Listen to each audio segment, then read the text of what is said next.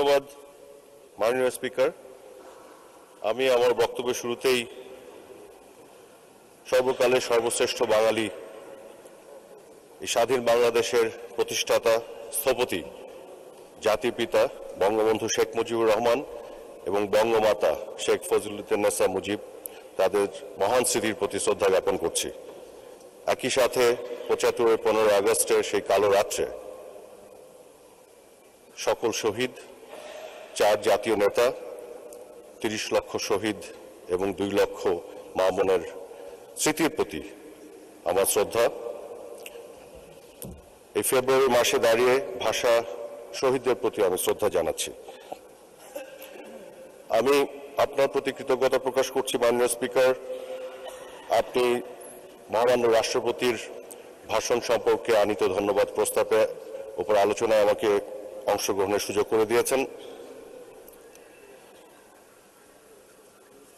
আমি প্রথমেই বিশেষ করে ধন্যবাদ জানাতে চাই ঢাকা 17 আসনের সকল ভোটারদের, যারা বিগত দিনে মাত্র 6 মাসের ব্যবধানে আমাকে দুবার নির্বাচিত করেছেন এবং একই সাথে আমার সাথে যারা সার্বক্ষণিকভাবে ঢাকা মহানগর উত্তর আওয়ামী লীগ, কেন্দ্রীয় আওয়ামী লীগের নেতৃবৃন্দ এবং ঢাকা 17 অধীনে যতগুলি থানা এবং ওয়ার্ড আওয়ামী লীগের কমিটি আছে তার সদস্যবৃন্দ এবং ইউনিট পর্যায়ে সকলের প্রতি আমি কৃতজ্ঞতা এবং ধন্যবাদ জানাই।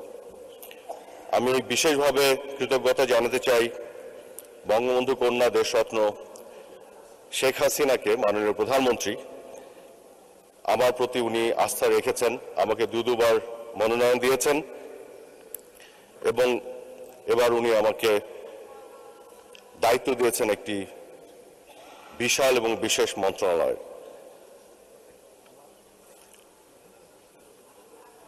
আমি কতগুলো কথা আজকে একটু আপনাদের সামনে তুলে ধরতে চাই। আমি যখন চিন্তা করি গত 15 বছরে বাংলাদেশের যে উন্নয়নের কথা আমরা বলি সবাই, কিন্তু একটা জিনিস কি আমরা চিন্তা করে দেখেছি কিনা, যে 2009 সালের জানুয়ারি 6 তারিখে বঙ্গবন্ধু কন্যা শেখ হাসিনা শপথ নিলেন প্রধানমন্ত্রী হিসেবে। তার আগে নির্বাচন হলো 2008 সালের ডিসেম্বরে। সেই নির্বাচনে বঙ্গবন্ধু কন্যা কথা দিয়েছিলেন যে বাংলাদেশের যুদ্ধাপরাধের বিচার করবেন, কিন্তু বাংলাদেশের কতগুলো মানুষ, কয়জন মানুষ সেটি বিশ্বাস করেছিল? আমাদের মধ্যে অনেকে কিন্তু আমরা সেটি বিশ্বাস করতে পারি নাই।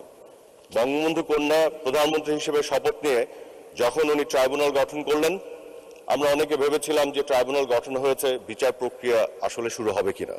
বিচার প্রক্রিয়া যখন শুরু হলো, অনেকেই বিশ্বাস করতে পারেনি যে কোনো রায় আসবে কিনা। রায়ও যখন চলে আসলো, অনেকে সন্দেহ করেছিল সেগুলো কার্যকর হবে কিনা। বিদেশ থেকে বিভিন্ন জন ফোন টোন করে, প্রভাবশালী দেশের কতজন এই রায়গুলো আটকে দেওয়ার চেষ্টা করে। তা আমাদের মধ্যে একটা সন্দেহ দানা বেঁধেছে।